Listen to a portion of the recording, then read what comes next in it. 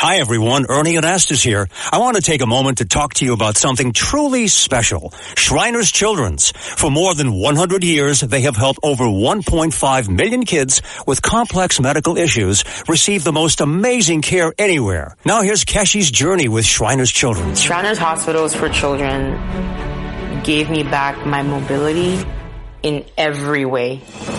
I got here in a wheelchair, and 2 years into my treatment, I was ready to go back to school and finish high school. For the first time, Kechi was able to look up. And we take these things for granted, but he gave her hope. He gave her life back. Once they realized how much I love music, it became a part of my healing. It became a part of my therapy. I'm calling on 77 WABC's audience to help provide hope and healing by donating to Shriners Children's. Call 1-800-276-8007. That's 1-800-276-8007. Or go online to loveshriners.org to give. A common sense recap of the day's biggest stories. It's John Catsimatidis and Rita Cosby. Katz and Cosby on 77 WABC.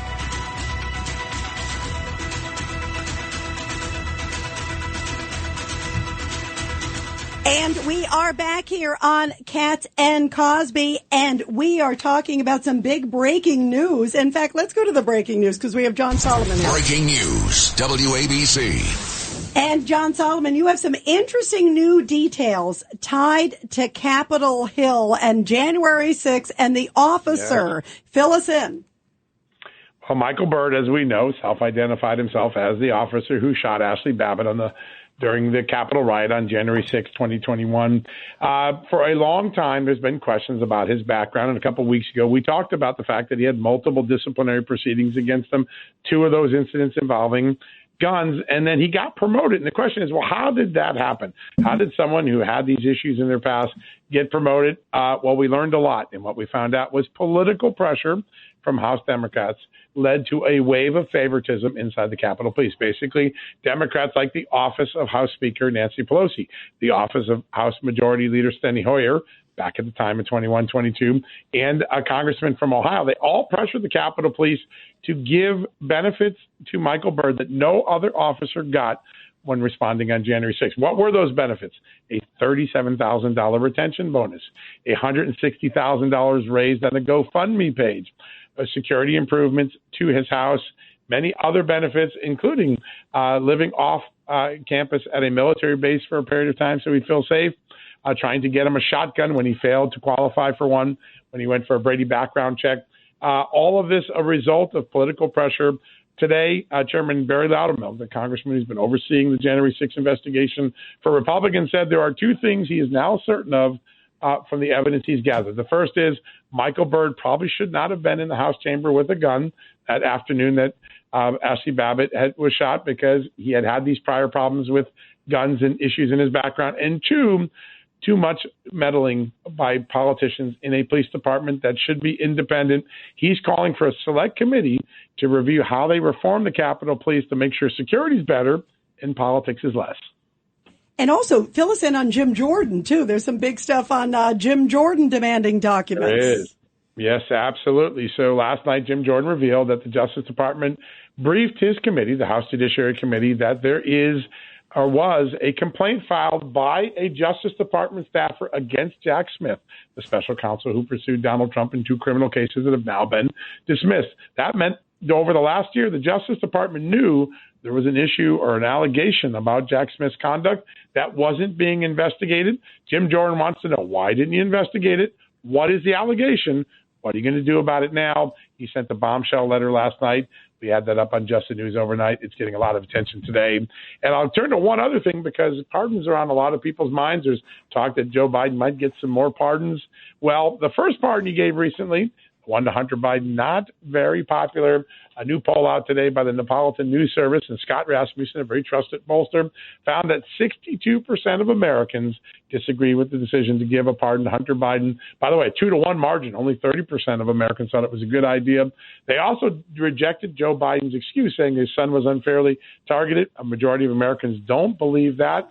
And maybe the most interesting finding downstream in the poll, a large number of Americans, nearly half of Americans, think maybe Donald Trump was unfairly targeted by the Justice Department. They don't think that about Hunter Biden. but they do think that about Donald Trump. Some interesting findings today from my good friend Scott Rasmussen, the great pollster. And also Democrats, too, right? I mean, what's interesting? Gavin Newsom just came out recently, was critical of the pardon. That was an interesting one. You're seeing a lot of members of Congress who are Democrats saying this isn't good, isn't what we expected. The president broke his word. And when you look at the polling, 50% of Democrats disagreed with it. So 50% Democrats were aligned with Republicans and independents in rejecting this pardon. It's going to be a difficult legacy pill for Joe Biden to swallow. This is one that's going to last long after he's out of office. Well, very interesting. Very interesting. What else? What else do you have, John, that you feel the American people should learn about?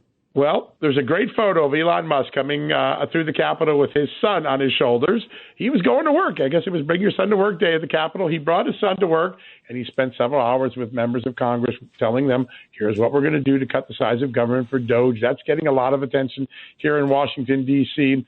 And then I think one other story that we're keeping a close eye, there was a tremendous clash, one of the most, I think, virulent exchanges between a member of Congress and a witness that I've seen in a long time in a hearing today. This was between the acting director of the Secret Service and a Texas congressman who started to question not only the acting director's leadership of the department since the assassination attempts on Donald Trump, but his work all the way back to when he was on the presidential detail protecting presidents back in the early 2000s. Very intense exchange. Lots of people talking about it.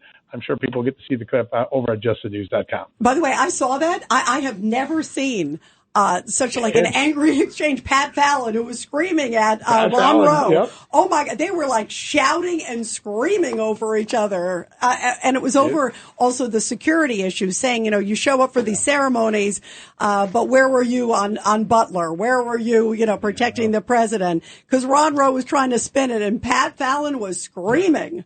Well, thank you. It was very intense. It was. Thank you, John Solomon, for calling in. We'll talk to you again real soon. Take advantage of the exclusive holiday offer at Panorama Optical. Enjoy 15% off prescription glasses. And with every $500 spent on glasses, receive a complimentary pair of frames. Absolutely free. Don't miss this limited time deal running until January 1st, 2025 for eyeglasses, contact lenses, and to put your life in focus. Visit 241 Broadway in Lynbrook, New York, or call Panorama Optical at 516-341-0297 to schedule your appointment today. 516-341-0297. If you're a maintenance supervisor for a commercial property, you've had to deal with everything from leaky faucets to flickering light bulbs. But nothing's worse than that ancient boiler that's lived in the building since the day it was built, 50 years ago. It's enough to make anyone lose their cool. That's where Grainger comes in. With industrial-grade products and dependable fast delivery, Grainger can help with any challenge. From worn-out components to everyday necessities. Call, click Grainger.com, or just stop by. Grainger, for the ones who get it done.